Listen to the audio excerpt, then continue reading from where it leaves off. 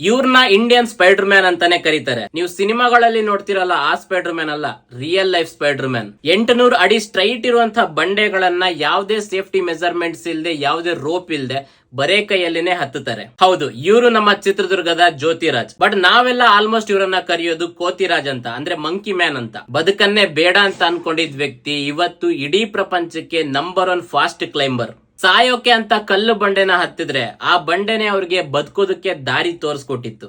100 ಅಡಿ ಬಂಡೆಗಳನ್ನ ಸೆಕೆಂಡ್ಸ್ ಗಳಲ್ಲಿನೇ ಹತ್ತುತ್ತಾರೆ, ಅದು ಯಾವುದೇ ಸೇಫ್ಟಿ ಮೆಜರ್ಮೆಂಟ್ಸ್ ಗಳೇ ಇಲ್ಲದೆ. 830 ಫೀಟ್ ಇರುವಂತಹ ಜೋಗ್ ಫಾಲ್ಸ್ ನು ಬಿಟ್ಟಿಲ್ಲ, 1500 ಅಡಿ ಇರುವಂತಹ ಜಮಲಾಬಾದ್ ಬೆಟ್ಟನೂ ಬಿಟ್ಟಿಲ್ಲ. ಪೊಲೀಸ್ ಗಳೇ ಹೋಗದೆ ಇರೋಕೆ ಆಗದೆ ಇರುವಂತಹ ಜಾಗಗಳಲ್ಲಿ ಇವ್ರು ಹೋಗ್ತಾರೆ. ಅಂಡ್ ಈ ರೀತಿ ಹೋಗಿ ಎಷ್ಟೋ ಶವಗಳನ್ನ ತಂದು ಅವರ ಫ್ಯಾಮಿಲಿಗಳಿಗೆ ಒಪ್ಪಿಸಿದ್ದಾರೆ. ಅಂಡ್ ಈಗ ಇವರು ಬಹಳಷ್ಟು ಮಕ್ಕಳಿಗೆ ಕ್ಲೈಂಬಿಂಗ್ ಟ್ರೈನಿಂಗ್ ಕೂಡ ಮಾಡ್ತಾರೆ. ಸೊ ಇವ್ರು ಯಾವಾಗ್ಲೂ ನಮ್ಮ ಚಿತ್ರದುರ್ಗ ಕೋಟೆಲೇ ಇರ್ತಾರೆ. ಅಂಡ್ ಸಂಡೇ ಹೋದ್ರೆ ನಿಮಗೆ ಪಕ್ಕ ಸಿಕ್ಕೇ ಸಿಗ್ತಾರೆ. ಸೊ ನಮ್ಮ ಚಿತ್ರದುರ್ಗದಲ್ಲಿ ಇರುವಂತಹ ಪ್ರತಿಯೊಬ್ಬರಿಗೂ ಇವ್ರ ಬಗ್ಗೆ ಚೆನ್ನಾಗಿ ಗೊತ್ತಿರುತ್ತೆ.